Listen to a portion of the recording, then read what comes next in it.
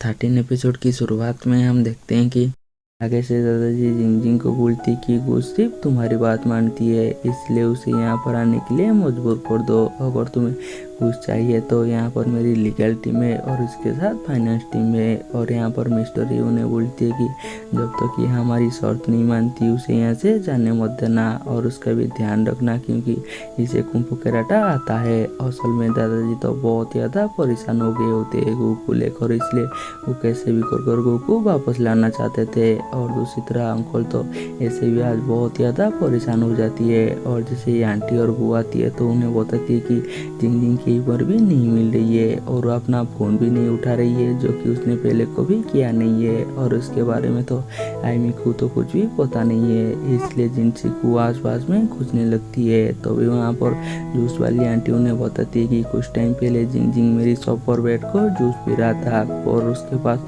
कुछ छूट बूट वाले लोग आए और उसे लेकर यहाँ से चली गई। तो वो तो समझ जाती है और अंकल आंटी समझने से पहले ही उन्हें बोलती है कि आप चिंता मत कीजिए, जिंगजिंग बिल्कुल ठीक है और मैं जाती हूँ उसे लेकर आती हूँ बोलकर वो यहाँ से चली जाती है। और दूसरी तरह जिंगजिंग के सामने वो एक ब्लाइंड चेक रखते हैं और उन्हें बोलते हैं कि तुम्हें जो भी अमाउंट चाहिए तुम यहाँ पर भर दो, अगर उसके अलावा तुम्हें और भी कुछ चाहिए तो यहाँ पर हमारी फाइनेंस टीम के साथ साथ लीगल टीम है। लेकिन जिंगजिंग तो वहाँ से पहले जाना चाहता था, लेकिन वो बातें उन्हें मंजूर नहीं थी, इसलिए जैसे ही जिंगजिंग जाने की कोशिश करती है तो उन्हें रुकने की कोशिश करती है, इसलिए जिंगजिंग तो उन्हें पीट कर यहाँ से जाने की कोशिश करती है। तभी वहाँ पर गुआ आ जाती है तो उसे गार्डन में किसी की लड़ने की आवाज़ आती है और वो जब जाकर देखती है कि जिंगजिंग उनसे लड़ रही है तो ठंडे पानी की टैप को उठा लेती है और उन्हें रुकने की कोशिश करती है। और उनका फाइट तब रुकती है जब वहाँ पर उनकी दादाजी आते हैं और दादाजी बोलते हैं कि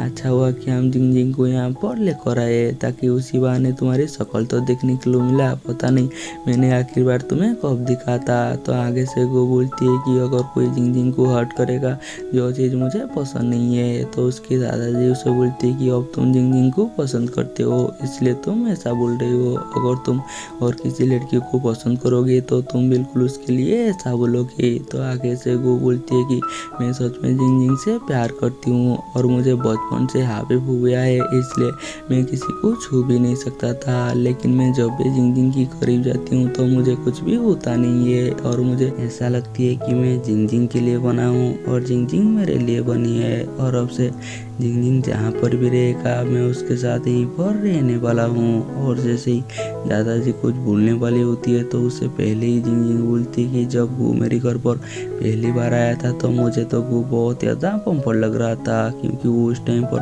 बहुत ज़्यादा घमंडी था, लेकिन उसने जिस तरह से खुद को बदला और अभी वो जितना हम्बल और केयरिंग हो गया है तो वाकई में उसे अब ना नहीं बोल सकती और वो वाकई में मेरे साथ रह सकती है और वो रहेगा भी। और ये बात जैसे ही मिस्टर ई सुनते तो वो तो उन दोनों के लिए काफ़ी खुश होते हैं और वो अपने मन में उन दोनों को ब्लेसिंग देने लगती है। तभी को रियलाइज होती है कि जिंगजिंग ने तो उसकी प्रपोजल को एक्सेप्ट कर लिया है और वो तो बहुत ज़्यादा खुश होती है। और उस टाइम पर वहाँ पर बेबी आ जाती है और यहाँ पर वो इतना खुश होती है कि वो जिंगजिंग को यहीं पर किस कर देती है, क्योंकि वो यहाँ पर ऑफिशियल कपल बन गए होते हैं। और यहाँ पर तो दादाजी उन दोनों को अलग करना चाहते थे, लेकिन उनकी वजह से वो दोनों एक हो गए। जो लड़की पहले मान नहीं रही थी लेकिन उनकी गलती की वजह से मान गई और उसके बाद बेजा कर दादाजी से मिलती है और उन्हें बोलती है कि मुझे ऐसा लग रहा है कि वो सच में वो लड़की को पसंद करती है। और उस बात पर तो दादाजी गुस्से में आ जाती है और बहनें जो काम के लिए आया होती है दादाजी उसे चेक भी नहीं करते और वो यहाँ से चली जाती है। और दूसरी तरह वो जिंगजिंग को ले जाकर अपने पहले डेट पर जाती है, जहाँ पर कि एक बच्चा आकर गो के पीछे छुपने की कोशिश करती है। तभी जिंगजिंग नोटिस करती है कि गो को कभी कभी कुछ इंसान टच करते हैं लेकिन गो को एलर्जी नहीं होती। और उसके बाद दोनों जाकर एक दूसरे के लिए कपल चीज़ें खरीदने लगते हैं। पहले तो ब्रश खरीदते हैं और उसके बाद वो दोनों एक दूसरे के लिए मग खरीदने लगते हैं। और दूसरी तरफ बे तो बहुत ज़्यादा उदास होती है, इसलिए वो बार पर ड्रिंक करने के लिए जाती है और वो एक कलर ड्रिंक कर रही होती है तो तभी उसके पास एक आदमी आकर उसके साथ बदतमीजी करने लगती है। लेकिन उसी बार में हानडान होती है तो वो जाकर मिस बे की मदद करती है और वो देखती है कि मिस बे बहुत ज़्यादा उदास है तो वो वहीं पर बैठ जाती है। तो आगे से मिस बे उसे बोलती है कि तुम मेरा कोई भी मदद नहीं कर सकती, अगर तुम मेरा मदद करना चाहती हो तो गू और जिंजिंग को अलग करने में मेरी मदद करो। तो आगे से हांडन उसे बोलते है कि ना मैं ऐसा कर सकती हूँ ना कि मैं ऐसा करूँगा, लेकिन मैं तुम्हें ड्रिंक करने के लिए ज़रूर कंपनी दे सकती हूँ। और वे तो बहुत ज़्यादा ड्रंक हो जाती है, इसलिए हांडन उसे छोड़ने के लिए उसके घर पर जाती है। और दूसरी तरह गू जिंजिंग के लिए ढेर सारा मिस्ट्री बॉक्स खरीद दिया होती है। तो भी वहाँ पर वही छोटा बच्चा आ जाती है तो गू जाकर उसे भी एक मिस्ट्री बॉक्स दे देती है। तो अभी जिंजिंग नोटिस करती है कि गू उस बच्चे को टच करती है लेकिन उसे कुछ भी होता नहीं है। तो गू को बोलती है कि तुम आहिस्ता आहिस्ता रिकवर कर रहे हो, तुम कभी कभी इंसान को छूते हो लेकिन तुम्हें कुछ भी होता नहीं है। और ये बातें गू ने भी रियलाइज की थी और वो जिंजिंग को अपनी स्टोरी बताती है कि उसके दादाजी उसे जब भी ऐसे ही बिजनेस मीटिंग पर लेकर जाते थे उसकी फोबिया की वजह से उसे बहुत ज़्यादा प्रॉब्लम होता था, लेकिन उसकी दादाजी तो ये बातें समझते ही नहीं थे। वो हमेशा से गू को बिजनेस पर लाना चाहते थे लेकिन गू को इन सबसे ब्रेक चाहिए था। और दूसरी तरह हांडन मिस बे उनकी घर पर लेकर जाती है तो मिस बे अपने घर पर कुछ सामान तोड़कर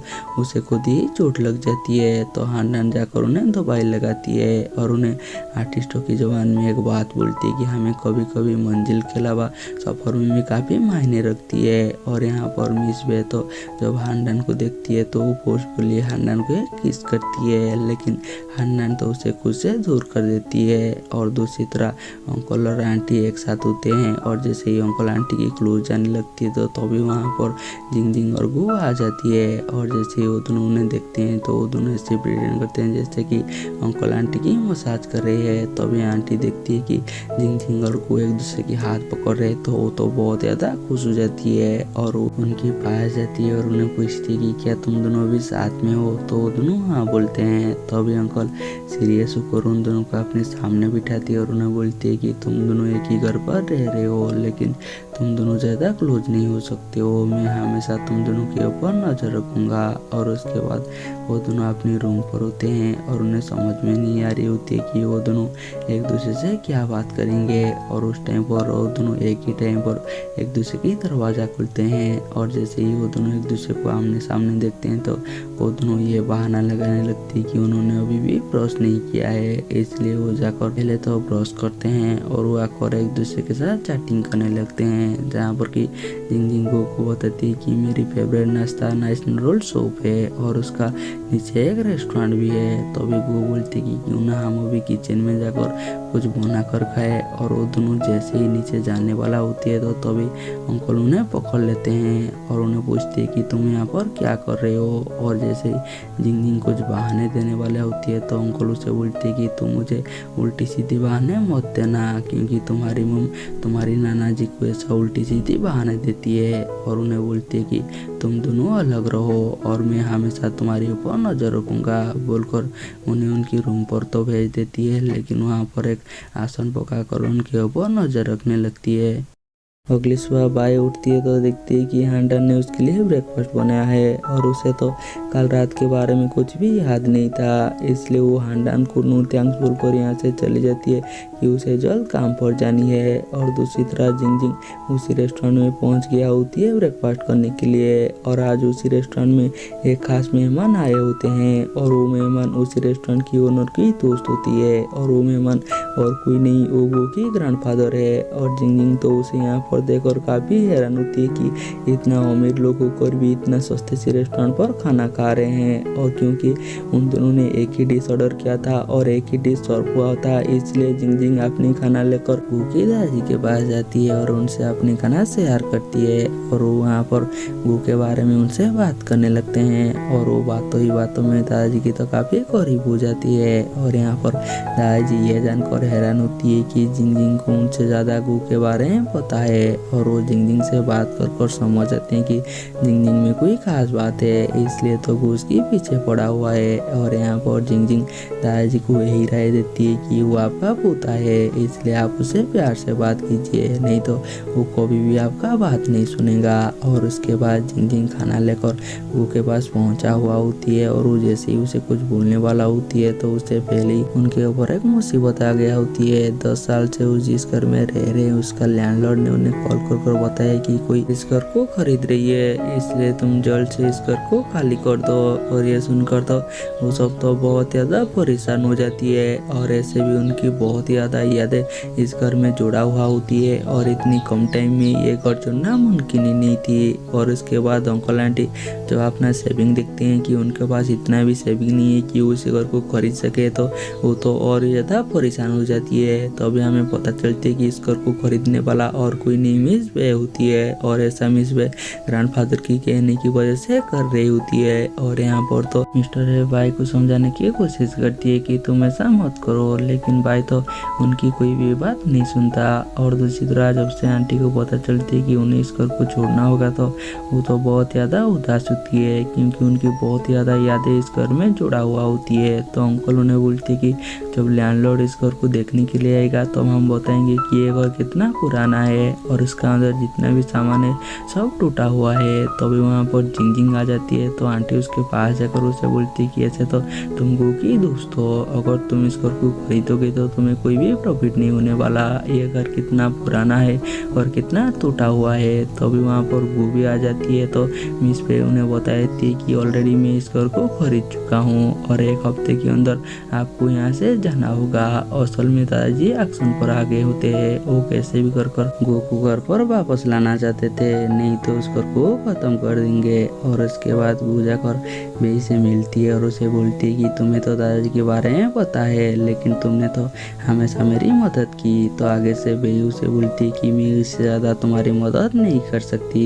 असल में बेई जिंगजिंग से तो यहाँ पर बहुत ज़्यादा जेलस होती है और वो गो को बोलती है कि तुम्हें पता है कि दादाजी को तुमसे क्या चाहिए और वो चीज़ें उन्हें मिल जाएगा तो वो तुम्हें परेशान भी नहीं करेंगे। और उसके बाद वो उदास होकर घर के अंदर आती है तो देखती है कि अंकल और आंटी कितना परेशान है, इसलिए वो तो पहले उन्हें तसल्ली देती है और उनसे माफ़ी भी मांगती है कि मेरी वजह से आपको अपना घर छोड़ना पड़ रही है। लेकिन अंकल और आंटी इतना स्वीट होते हैं कि आगे से आंटी उसे बोलती कि कोई बात नहीं, ऐसे भी ये तो हमारा किराए का घर है ना कि अपना था और ऐसे भी एक ना एक दिन इस घर को छोड़ना ही था। और ये सुनकर तो थोड़ा सा अच्छा लगती है। तभी वहाँ पर जिंगजिंग सेक्रेटरी मिलने के लिए दादाजी के पास जाती है और आज तो दादाजी जिंगजिंग से मिलने के लिए थोड़ा सा शर्मा रही होती है क्योंकि उनकी वजह से जिंगजिंग को उसकी घर छोड़ना पड़ रही है। तो आगे से दादाजी जिंगजिंग को बोलते हैं कि ये आइडिया तो मेरा पुराना था, तब तक तो हमारा दोस्ती हुआ नहीं था।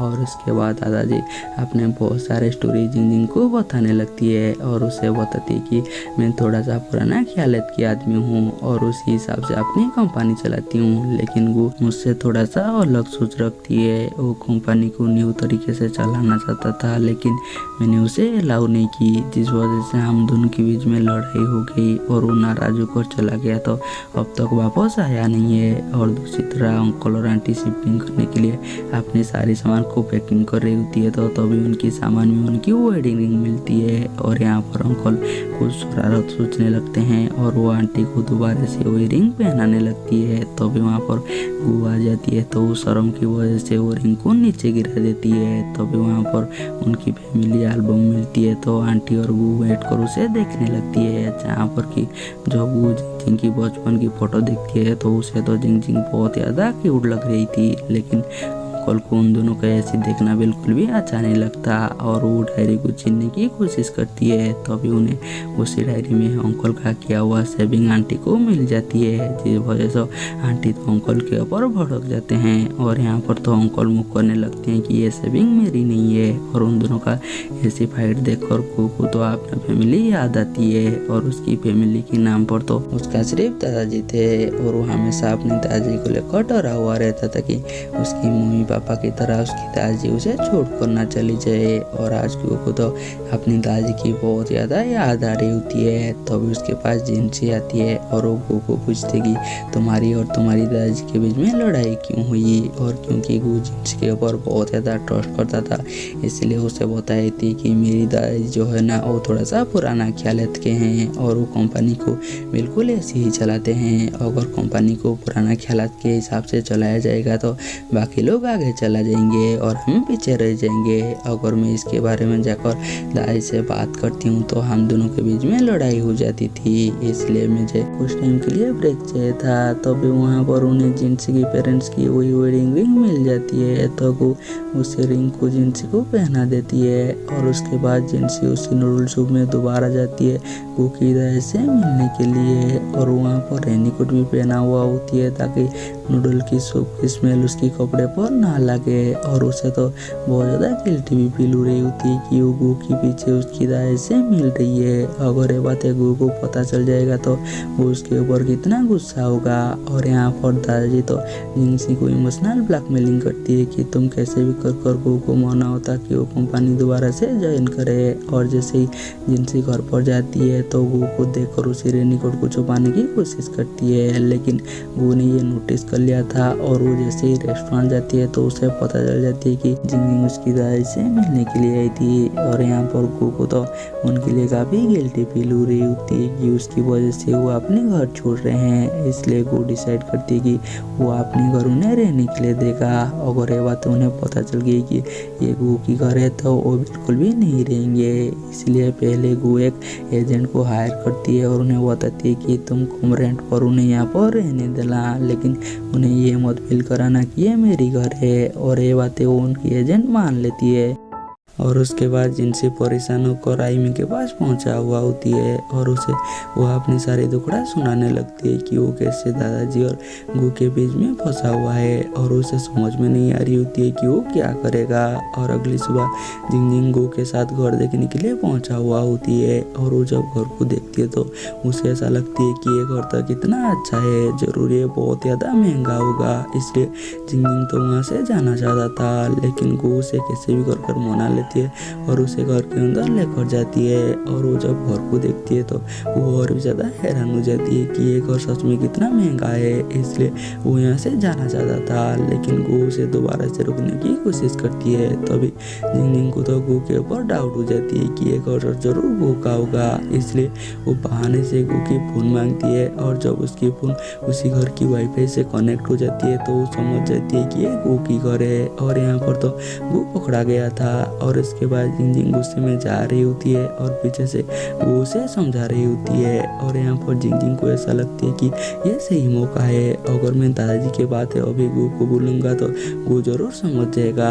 इसलिए वो गो को बोलती है कि अब तो हम दोनों एक हो गए हैं और मैं नहीं चाहती हूँ कि तुम्हारा कोई भी प्रॉब्लम तुम्हारी फैमिली के साथ रहे। वो तुम्हारी दादाजी है, अगर तुम उनसे प्यार से बात करोगे तो वो तुम्हारी जरूर बात मानेगा। और यहाँ पर गो ये जानकर खुश होती है कि जिंगजिंग उसके ऊपर बिल्कुल भी गुस्सा नहीं है। और दूसरी तरह अंकल घर पर जितना भी टूटा हुआ सामान होती है सारी सामान को सही कर रही होती है ताकि जो भी यहाँ पर नेक्स्ट रहने के लिए आने वाले हैं उन्हें कोई भी प्रॉब्लम ना हो। और वो सब कुछ सही कर यहाँ से जाना चाहते थे। तो भी वहाँ पर गो आ जाती है और वो दोबारा से अंकल से माफ़ी मांगती है। तो आगे से अंकल उसे बोलती है कि ऐसे भी तो हम घर बदलते रहते हैं, लेकिन हमारा रियल एसेट तुम दोनों हो और हम हमेशा चाहते हैं कि तुम दोनों खुश रहो। और क्योंकि वो दोनों थोड़ा सा स्ट्रेस में होते हैं इसलिए वहाँ पर बैठकर टिंग करने लगते हैं। और आगे से अंकल गो को बोलती है कि तुम्हें लगता होगा कि मैं बहुत ज़्यादा स्ट्रिक्ट हूँ, लेकिन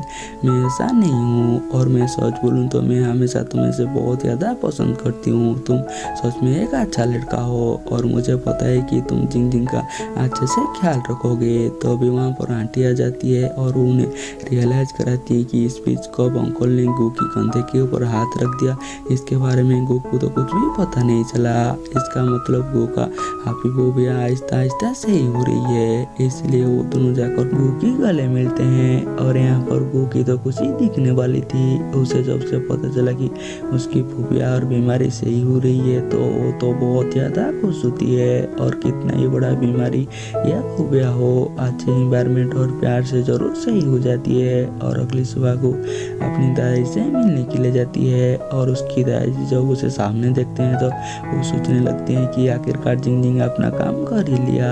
और यहाँ पर वो अपनी दादी को बोलती है कि मैं कंपनी में ज़रूर वापस आ जाऊँगा, लेकिन मैं कंपनी अपने हिसाब से चलाऊँगा। और यहाँ पर उसकी दादी तो वो उसे दोबारा से पंगा लेने के लिए रेडी नहीं थे, इसलिए वो गो की सारी शर्तें मान लेते हैं। तो दादी आगे से गो को बोलती है कि ठीक है, और आज के बाद जिंग और उसकी फैमिली इस घर पर रह सकती हैं जब तक वो चाहते हैं। और दूसरी तरफ आंटी जिंग को पनिश कर रही होती है क्योंकि उन सबको पता चल गया था कि जिंग सीक्रेटली गो की दादाजी से मिलती थी और वो गो की इन्फॉर्मेशन उन्हें देती थी। इसलिए तो वो जिंग को डांट भी रही होती है। तो भी वहाँ पर गो आती है और वो जैसे ही जिंसी को देखती है तो वो भी सोचने लगती है कि इतना पनिशमेंट तो जिंसी को मिलना चाहिए। और उसके बाद जिंसी जाकर गो से मिलती है तो वो जिंग को बोलती है कि तुम्हें क्या लगता था कि तुम एक रेनी कोट पहनकर नूडल सूप पर जाओगे तो मुझे उसका स्मेल नहीं आएगा, और क्योंकि तुमने गलती की है इसलिए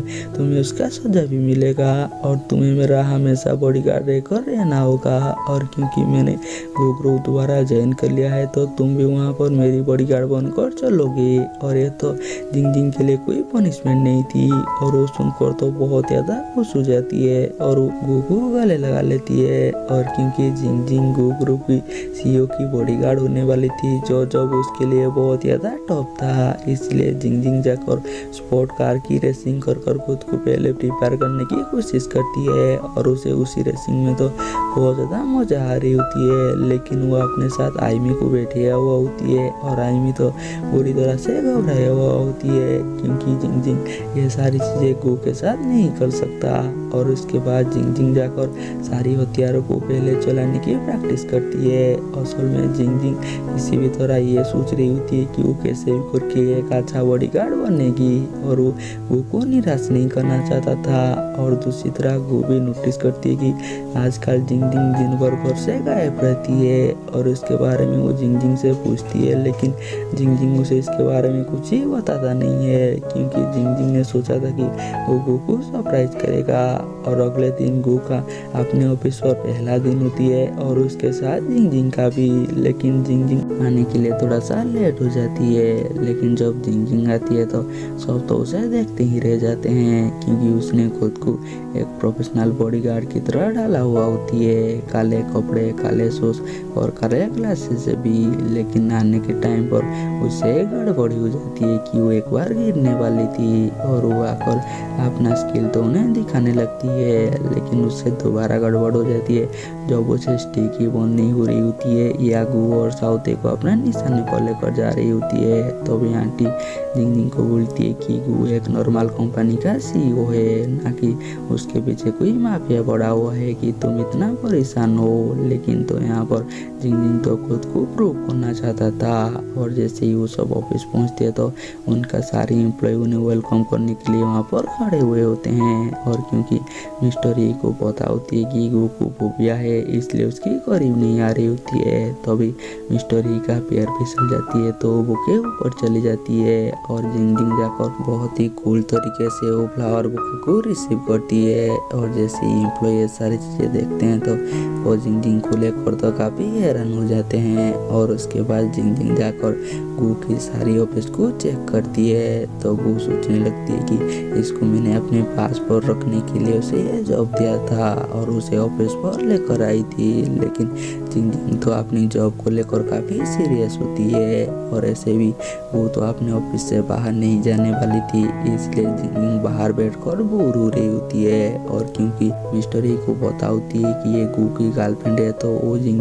को कोई भी काम नहीं दे रहे होते हैं, इसलिए जिंग तो वहीं पर बैठकर ड्राइंग करने लगती है। जो बात है कि वहाँ पर एक एम्प्लॉय को पसंद नहीं आती, इसलिए वो जिंग को एक काम दे देती है कि कुछ सैंपल आई है जिसे तुम लेकर मिस बे के पास जाओ। और जिंग जैसे ही उसी सैंपल को लेकर मिस बे के पास जाती है तो मिस बे तो जिंग से सही से बात भी नहीं करते हैं और उसे और एक काम बताने लगती है कि मेरे ऑफिस में जो गमला है तुम उसे बाहर लेकर जाओ। और यहाँ पर जिंग को तो बहुत ज़्यादा गुस्सा आती है और वो गुस्से में मिस बे को बोलती है कि मैं गू की बॉडीगार्ड हूँ, ना कि आपकी। अगर आप इतना ही परेशान हो चुके हैं इस कमले से तो मैं इस कमले को काट देती हूँ। और उस टाइम पर वो वहाँ पर आ जाती है और वो जिंग को लेकर यहाँ से चली जाती है। जो देखकर मिस बे को तो बहुत ज़्यादा गुस्सा आती है और उसकी गुस्सा कीबोर्ड और वहाँ पर जो माउस होती है उसी के ऊपर वो निकालने लगते हैं। वो तो जिंग को लेकर काफ़ी परेशान थे कि वो नहीं चाहता था कि ऑफिस में कोई भी जिंग को परेशान करे और आगे से जिंग उसकी तसल्ली कराती है। और यहाँ पर वो तो सिर्फ जिंग को खुश देखना चाहता था। तो भी वहाँ पर उनकी ऑफिस में उनकी सीक्रेट रिमांड्स चल रही होती है तो तभी वहाँ पर एक एम्प्लॉय आ जाती है और जैसे ही उनका सीक्रेट रिवील होने वाली होती है तभी जिंग कॉकरोच की बहाना देकर उनके सीक्रेट को बचा लेती है। और उसके बाद जिंग ऐसे ही खाली बैठा हुआ होती है क्योंकि उसके पास तो कोई भी काम नहीं थी, इसलिए वो इसके बारे में आयमी से शेयर करती है कि वो ऑफिस में कैसी बोर हो रही है। और दूसरी तरह वो साउथ को बोलकर जिंसी के पास कभी कॉफी बेचती है तो कभी उसके लिए मछली बेचती है। और यहाँ पर तो साउथ ये सब वो कर रही होती है। और यहाँ पर एक एम्प्लॉय जब देखती है कि जिंग और साउथ इतना हंसते हुए बात कर रहे थे उसे ऐसा लगती है कि साउथ और जिंग के बीच कुछ चल रही है, इसलिए वो इस रूमर्स को पूरी ऑफिस में फैला देती है। और जिंग जब ये रूमर्स सुनती है तो वो एकदम से खुश हो जाती है क्योंकि वो नहीं चाहता था कि उसकी और गू की रिलेशनशिप के बारे में ऑफिस में किसी को भी पता चले। और जैसे ही उसका नाम और साउथ की नाम उठा हुआ है तो गू और उसके ऊपर कोई भी डाउट नहीं करेगा। और जिंग जब जाकर इसके बारे में साउथ को बताती है तो साउथ बोलती है कि इस रूमर्स को जल्दी खत्म करो क्योंकि उसे तो बहुत ज़्यादा awkward लग रहा था। और जैसे ही ये बातें गू को पता चलती है तो गू तो साफ साफ मना कर देती है और वो बोलती है कि मेरी गाल का नाम किसी और मैन के साथ नहीं जुड़ सकता, शायद ये रूमर भी होना क्यों। और इसके बाद वो अकेला बैठा हुआ होती है और वो सोचती है कि ये रूमर्स को मैं रूमर से ही ख़त्म कर दूंगा, इसलिए पहले तो साउथ को छुट्टी दे देती है। और साउथ जैसे ही आयमी के पास जाती है और आयमी उससे अचानक दिखती है तो उसकी पैर पर चोट लग जाती है, इसलिए साउथ उसे हॉस्पिटल लेकर जाती है। और वो आयमी को बोलती है कि मेरी वजह से तुम्हें चोट लगी है इसलिए मैं तुम्हारी ख्याल रखूंगा।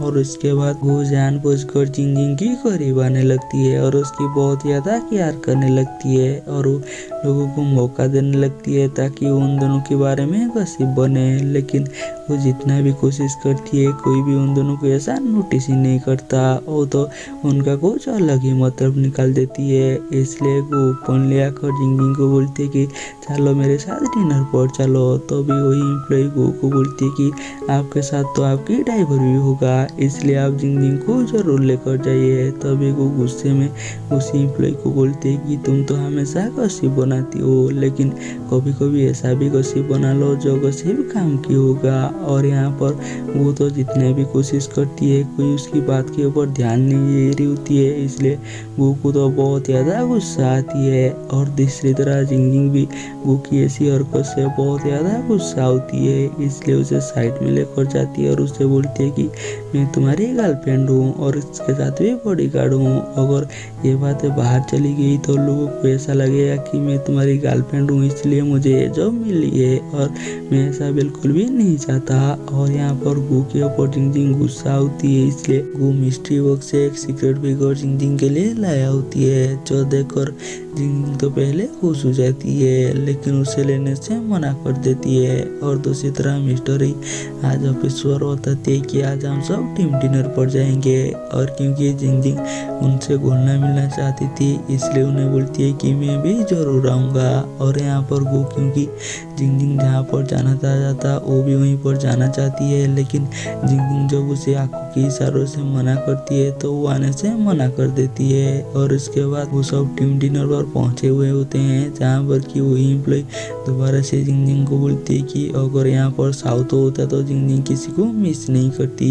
और ये सारी चीजें वो पीछे से चुप कर उन्हें देख रही होती है। और जैसे ही जिंगजिंग बाहर आती है तो उसकी मुलाकात गो से होती है, तो आगे से गो जिंगजिंग से माफी मांगती है और वो जिंगजिंग को बोलती है कि अगर तुम चाहते हो कि हमारा रिलेशनशिप सीक्रेट रहे तो इस बात पर मैं तुम्हारा रेस्पेक्ट करूंगा और मैं भी पूरी कोशिश करूंगा ताकि हमारा रिलेशनशिप के बारे में किसी को भी पता ना चले।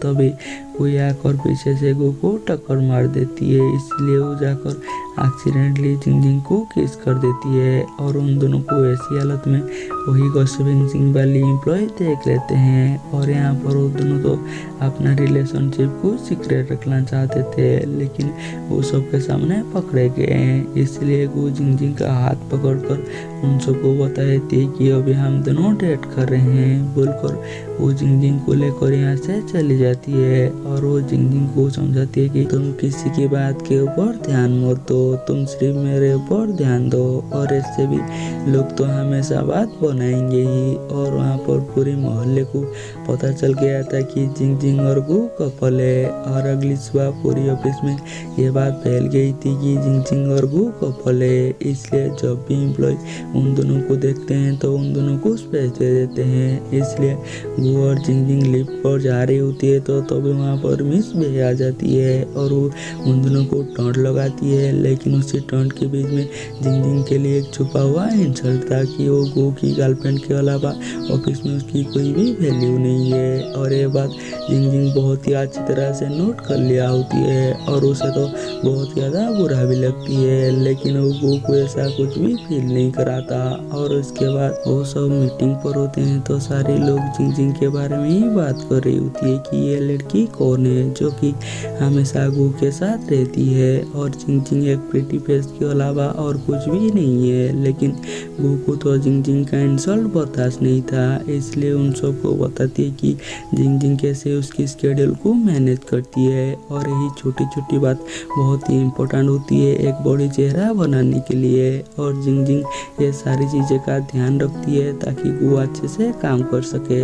और यहाँ पर गो उन सबको रियलाइज कराती है कि जिंगजिंग उसके लिए कितना इम्पोर्टेंट है। और ये सारी बातें सुनकर भाई का तो दिमाग ही खराब हो जाती है और उसका एक बार मुलाकात हानडान से भी होती है, लेकिन वो हानडान को पूरी तरह से इग्नोर करती है। और दूसरी तरह हम साउथो को देखते हैं जहाँ पर कि वो गो की तरह बिल्कुल कैरिंग हो गया होती है। आईमी को चोट लगी थी, इसलिए साउथो तो उसकी पूरी तरह से ध्यान रख रही होती है। और उसके बाद भाई जाकर दादाजी के पास जाती है और उन्हें ऑफिस में जो भी चल रही है उन्हें सारी बातें बताती है, लेकिन दादाजी तो अपना पार्टी ही बदल दिए थे। अब उन्हें जिंगजिंग अच्छा लगती है, इसलिए वो भाई को अपना लिमिट याद दिलाती है कि तुम ऑफिस में जरूर अच्छा काम करते हो, लेकिन तुम अपनी लिमिट मत भूलना। और क्योंकि दादाजी अब से गो के ऊपर पूरी तरह से ट्रस्ट करते हैं, इसलिए उन्होंने अपनी कंपनी की पूरी जिम्मेदारी गो को दे रखी थी। और दूसरी तरह जिंगजिंग के पास तो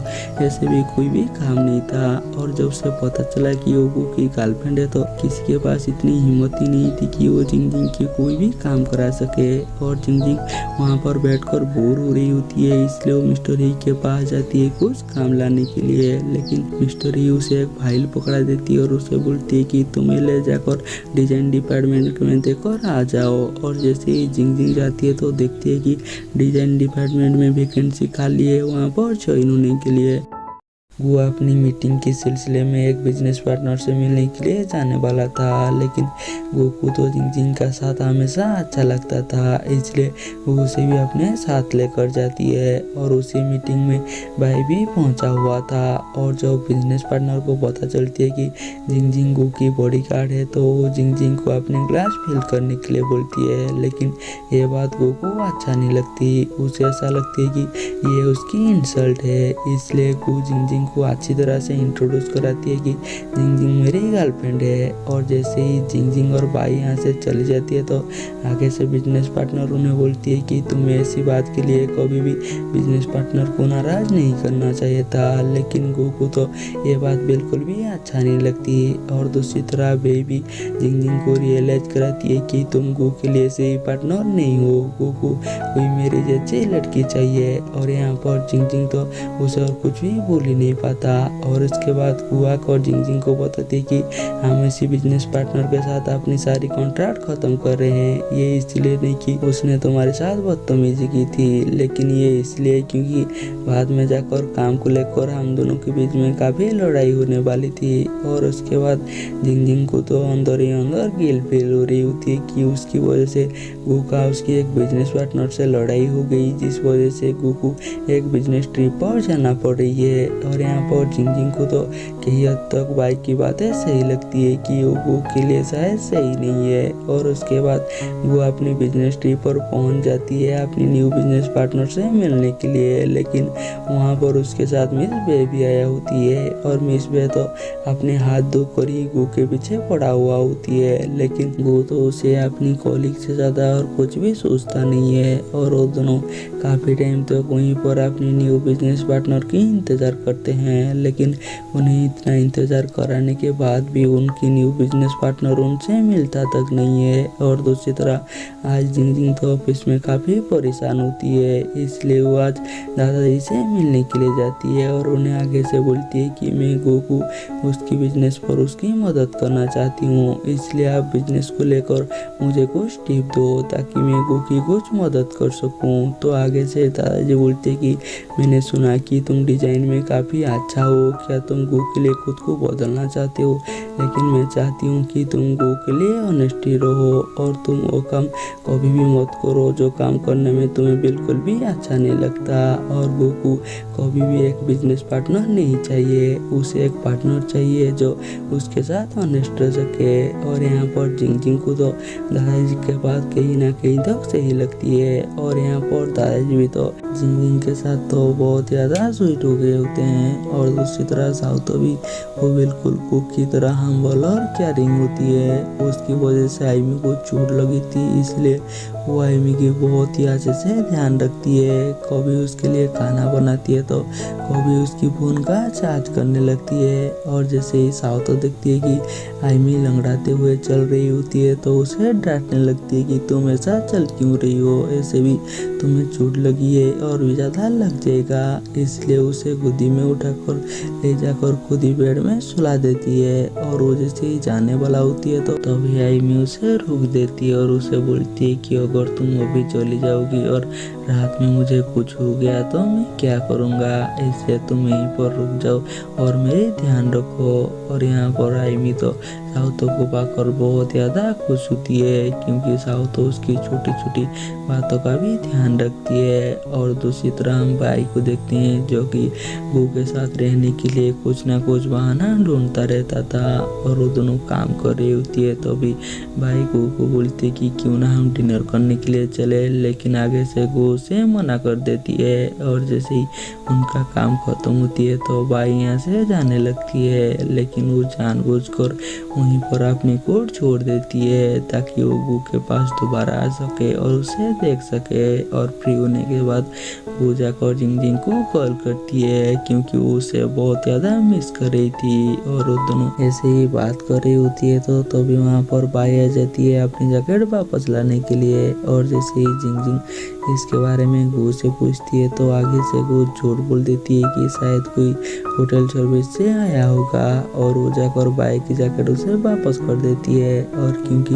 वो तो वहाँ पर था नहीं, इसलिए जिंगजिंग और साउतो एक साथ ऑफिस जा रही होती है। तो अभी जिंगजिंग देखती है कि एक आदमी एक फॉरेनर की फोन चुरा कर यहाँ से भाग रही है। जो बात है कि जिंगजिंग को तो बिल्कुल भी अच्छा नहीं लगता, इसलिए वो जाकर उसी आदमी को बहुत ही अच्छी तरह से सबक सिखा आती है और उसकी पिटाई लगाती है और उसे फ़ोन वापस ले जाकर उसी फॉरेनर को दे देती है। और उसी फॉरेनर को तो अपने फ़ोन मिल गया था, लेकिन वो जिंग की स्किल से उसके ऊपर इम्प्रेस हो गई थी और उसे बताई थी कि मुझे मार्शल आर्ट से बहुत ज़्यादा इंटरेस्ट है और उससे पूछती कि तुमने इसका ट्रेनिंग कहाँ से ली। तो आगे से जिंग बताए थे कि मेरे पापा का एक मार्शल आर्ट क्लब है और मैं उन्हीं से ही ट्रेनिंग लिया हूँ। आगे से वो फॉरेनर अपना इंट्रोडक्शन उनसे करती है कि मेरी नाम विलम है और मुझे चाइनीज़ मार्शल आर्ट के ऊपर काफ़ी इंटरेस्ट है और मैं ज़रूर तुम्हारे क्लब को आऊँगा। तभी विलम देखती है कि लड़ाई करने के टाइम पर जिनसी को चोट लग गई थी, इसलिए वो जिनसी की चोट देखने लगती है। लेकिन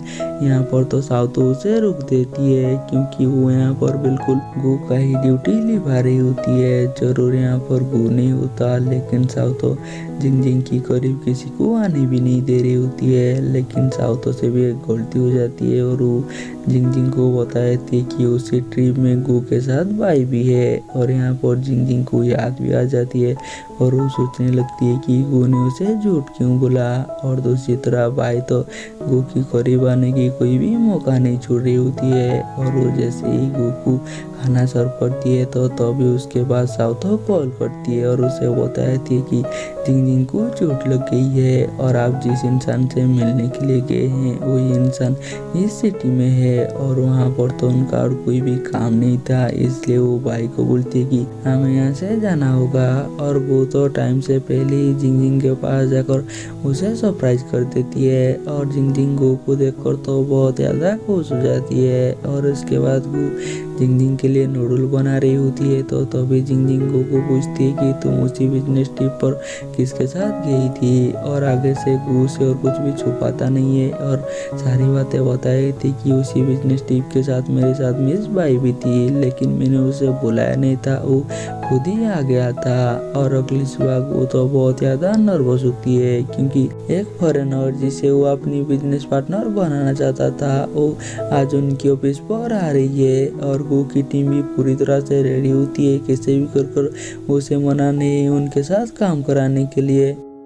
आज विलियम जिंग की मार्शल आर्ट क्लब पर पहुंचा हुआ होती है, इसलिए डैड और जिंग उसी पूरी मार्शल आर्ट की विजिट कराते हैं और वहां पर तो कुछ बच्चे भी मार्शल आर्ट का प्रैक्टिस कर रही होती है। और ऐसे भी विलियम को तो चाइनीज़ मार्शल आर्ट के ऊपर काफ़ी इंटरेस्ट था, इसलिए डैड तो वहां पर उसे कुछ मूव भी कर दिखाते हैं और उसे चाइनीज़ मार्शल आर्ट की हिस्ट्री के बारे में बताने लगते हैं। और इसके बाद हम ऑफिस की सीन देखते हैं जहाँ पर कि वो के साथ आज उसकी पूरी एम्प्लॉय थोड़ा सा परेशान होती है क्योंकि उन्होंने अपना प्रोजेक्ट तो अच्छी तरह से बना दिया, लेकिन उन्हें पता नहीं है कि उनका क्लाइंट को ये पसंद आएगा या नहीं। और उन्हें हमें पता चलती है कि उनका क्लाइंट और कोई नहीं विलियम होती है। और जैसे ही उसी मीटिंग पर जिनसी आती है तो विलियम और जैसे ही जिंग को देखती है तो वो तो यहाँ पर हैरान हो जाती है और सब तो यहाँ पर विलियम को अपनी प्रोजेक्ट दिखा रही होती है। लेकिन आगे से विलियम जिंग को पूछती है कि ऐसे भी तुम्हारी प्रोजेक्ट और तुम्हारी मॉल में क्या खास बात है कि मैं यहाँ पर अपनी पैसा इन्वेस्ट करूँ। और क्योंकि जिंग को बहुत ही अच्छी तरह से पता होती है कि विलियम को चाइनीज कल्चर कितना पसंद है, इसलिए जिंग तो यहाँ पर विलियम के सामने वही सारी बातें रखती है कि उनकी मॉल बाकी मॉल से कैसे अलग है और वो कैसे ज़्यादा कस्टमर को अट्रैक्ट करेंगे। और यहाँ पर सारी मेंबर